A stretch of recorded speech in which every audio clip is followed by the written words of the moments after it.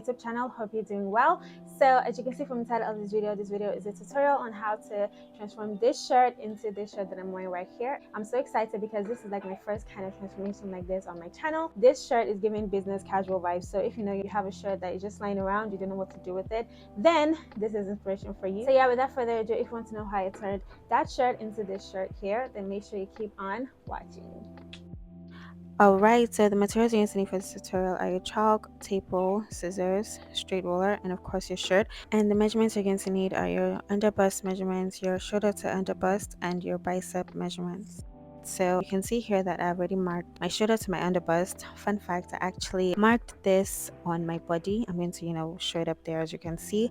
But of course, I got a wrong measurement. So yeah, you just want to measure from your shoulder to your underbust so you don't have any issues. So as you can see, I'm just adding half an inch here, just for like seam allowance, because we're going to be joining the top part to the bottom part. So we want to make sure that we have seam allowance. I'm just adding half an inch there. And as you can see, the line is crooked. I really don't know how I didn't see this, but oh well.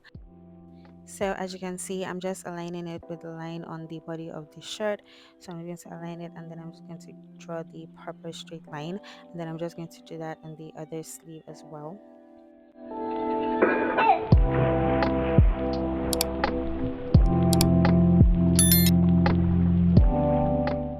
So in order for us to be able to get the bottom part to fit our underbust measurement, I just went ahead to sew a gathering stitch, which is a long stitch, the longest setting of your machine. You just sew a stitch with that, and then after that I just went ahead to gather it. So as you can see, I did not put the gathering stitch all over the design part of the shirt because I didn't want it to spoil the design. So if your shirt has that as well, you don't want to sew the gathering stitch on that part, just want to leave it like that. But if your shirt is plain, then you could just sew the gathering stitch all around.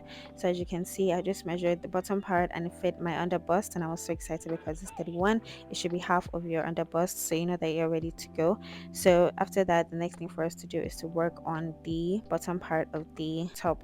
So as you can see, this is what we're working with. So it depends on your shirt. You just have to like work your way with your shirt. So as you can see, I'm just measuring it just to like know what it is, but there's really nothing I can do. Even if it's not up to it, I just have to find a way to do it.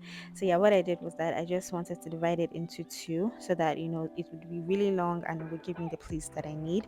So as you can see, I'm just dividing it into two and pinning it down. So it depends on you how you want to go about getting the middle point so that you cut it well. But for me, I just pinned it down like so, and then after that I just got the middle point. What I did was that I just put it down together like that, and then I just used my pin to pierce the middle point of the fabric. But it depends on you. You could just measure it from the top and then just get it like that. But that one, I noticed that sometimes I would get the measurements wrong, so this was like the best way that I thought I could do it. So yeah, then after I did that and I just opened it up, this is what it was looking like, and I had my middle points of all the sides. And then it was time for me to just take my ruler and just mark the straight line.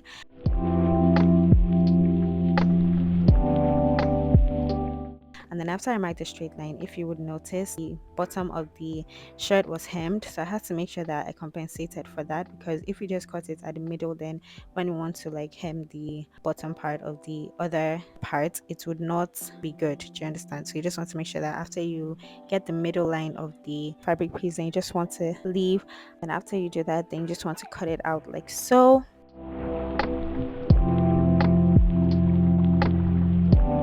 So I wanted to join them together, but the buttons were in the way. I would suggest that you just remove it and just keep it somewhere, because it could be useful, because these buttons were actually quite cute. So I just cut them out and just put them somewhere. Yeah, so just put them in my stash in case I'm sewing anything that needs buttons. I know that I have cute red buttons. All right, so then after that, what you want to do is that you want to join the two pieces. Of course, we divided it into two, so now we're going to have two pieces. So just want to join these two pieces on one side so that you have a very long fabric piece like so. So I already joined it together, and this is what it's looking like. So I have a very long piece of fabric. So now it is time for us to get our pleats. So I'm working with 1-inch pleats with this. So the hack to do it is that, of course, if your fabric has like design like mine, sorry, if your shirt has design like mine, then you don't need to pleat that part that has a design. You just want to mark 1 inch, 1 inch, 1 inch. Do you understand? Because we're working with 1 inch pleats, so I just want to mark 1 inch. So as you can see, I'm just marking it 1 inch. So another 1 inch, that's 2 inches, another 1 inch, that's 3 inches. So you should just do this all the way around so that you know you've marked all your points, but I just wanted to show you how to do it. So the thing that you want to use, I want to join the first point. You want to join that first point. You want to join it to the third point. Do you understand? So now, as you can see, I'm just taking it, folding it, and just joining it like so, and voila, we have our cute pleat. So as you can see, that's just the way to go about it. So you just want to pin it down there so that you know you secure the pleats, and then after that, I'm just showing you how to do it again. Mark one. You just want to get the 1 2 3, and then you just want to join the first point to the third point, and then you have your pleat. It's really as easy as that.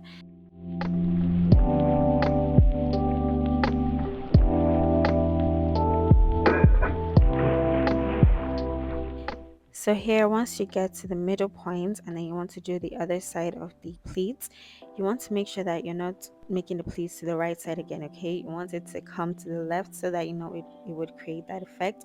So, you know, we started at the extreme end of the other side, so we want to start at the extreme end of this other side as well. So you want to start at the right now, not at the left. So as you can see, I'm just marking it all the way down here like so, like the way I told you to do it. So now what you want to do is I want to do the exact same thing. Take the first point and connect it to the third point, and then after that you just want to, you know, pin it together. So that way, as you can see, the pleat is moving towards the left and it's just going to move towards the left to get to end. But if you start at the middle point, you would notice that all the pleats will be going to the right and it wouldn't create that effect, and you don't want that kind of effect. At least I think you don't. If that's what you want, then I'll go ahead with that.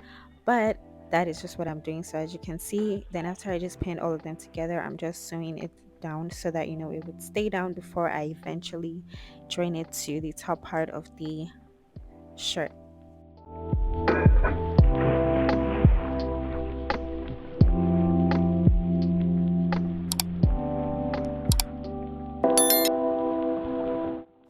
So in order for you to join the pleated piece to the shirt, you want to ensure that you get the middle point of the shirt at the back. So as you can see, I'm just looking for the side seam of the shirt, and then after I get the side seam of the shirt, I'm just going to put it together, and then you know that would enable me to get the middle point of the back of the shirt. And then once I get the middle point of the back of the shirt, I'm just going to put a pin through there so that it's visible and I can see it. Then you just want to get the pleated piece and join it to the top part of the shirt like so, but you want to make sure that you know it is joined with the pin with the right sides facing each other, okay? So that when you open it up, it's going to look like that, and the other extra top part of the shirt. Then after that, you want to get the middle part of the pleated part like so, and then you want to join that middle part to the part that we already pinned, like the middle part of the top half of the shirt. You want to join it to it like so, and then after you join it together like so, you would notice that there's some excess at the pleated side, but not to worry, that's actually a good thing because you know we're going to be creating like an effect with the right sides being fuller than the other sides.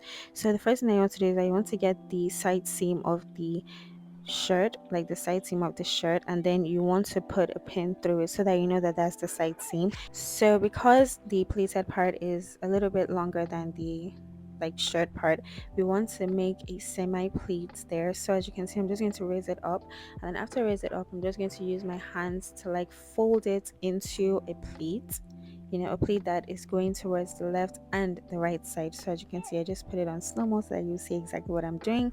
So yeah, so that is just as easy as that. So the effect that this would create is that you know when you wear the dress, as you can see here, it's going to have that you know fuller effect because of the pleat that we added there. So it's actually a good thing, you know, the pleat doesn't have to like be exactly like the size of your underbust, but you just have to make sure that it's longer than your underbust. So yeah, I hope that makes sense. So after that, I just joined it together. So I wanted the hem of the sleeve to be a little bit tight, and I wanted it to have like a bat wing effect. So I just marked my bicep measurements, which is 11, and then I just marked it divided by 2, and that gave me 5.5. So as you can see, I'm just marking 5.5. So what I'm just going to do is that I'm just going to connect the side seam of the shirt, where it like originally stops. I'm just going to connect it all the way to that 5.5 inch that I marked. So as you can see, I'm just using my chalk to just like gauge it. I'm not really working with like the measurements of like the bust or anything. I'm just connecting it to that line. And after I did that, then I just went ahead to sew it down, so it has kind of like a battening effect. So then after that, it's time for us to work on the pleats for the sleeve. So as you can see with the shirt, it had like pleats at the cuffs, so I just had to like cut it off. I just had to cut the cuffs off.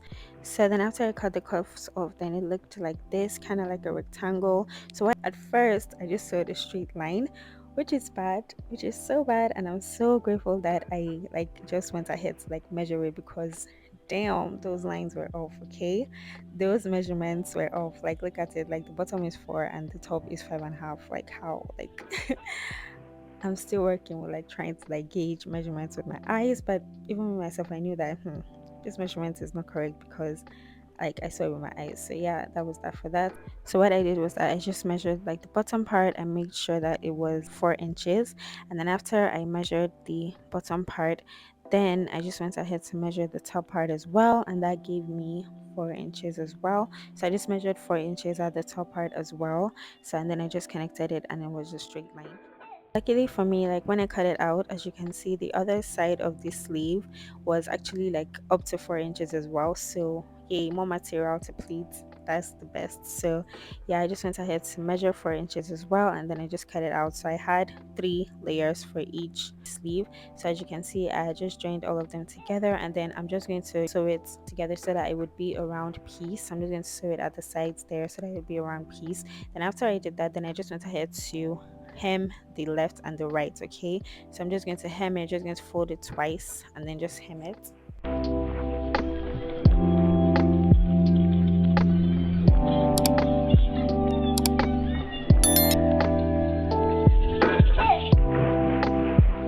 So then after that, next thing that I did was that I just went ahead to make a gathering stitch in the middle of this strip that we have here. So I just used my eye to just check it. Like, I was just using my eye to just like roll with it, because I was not about to start measuring. Like, nah, I was just like, oh, like I was just not going to do it. So I just used my eye to just see it. So yeah, then after that, I just went ahead to gather it until I felt like, it was like the same measurements with the sleeve hem. So as you can see, the first thing that you want to do is I want to get the sleeve hem, and you want to put that like sleeve hem into this ruffled piece that we have. And then after you do that, then you just want to get like one part, and then you just want to connect the ruffled piece there. You want to connect it to the sleeve hem like so. So you want to make sure that the sleeve hem is at the middle point, like is joined with the middle point of the ruffle like so. As you can see there, it is not like extending to like the hem of the ruffle. No, like it's the middle point of the ruffle that I'm joining the sleeve hem to. So yeah, I'm just pinning it down, like the first one down, so that when I put it in my sewing machine, it's going to be firm and I will know exactly what I'm doing. So while you're sewing, you just want to make sure that you're taking your time to actually separate the ruffles, because the ruffles like can like tend to like be like close to each other, like so they can like tend to like just go inward. So you have to just make sure that you're really, really careful. So as you can see here, I'm making sure that I'm sewing on that straight line there on the middle of the ruffles, and this will just help to like make everything balanced and all of that. So you just want to be extra careful here. It actually took me a lot of time, but I just had to like cut it out because I don't want this video to be too long. But this part is quite tricky, so you just have to make sure that you really take your time with this and make sure that you're sewing on the middle of the ruffle. And then after you're done with that, you just want to ensure that you sewed on the sleeve hem and that you do not sew on any other place. And yeah, this is what the ruffles are looking like, and this is the final result. So it's so beautiful. Oh my god, I'm so obsessed. Like, what? I love the ruffles. And funny enough, I actually like plan to do like a pleat with this instead of a gather, but oh well, it came out so nice. This is it, like on the body. So yeah, this is just really, really nice. It's like a good transformation. If you have a shirt, boring shirt, then you could just turn it into this. And yeah, that is that for that.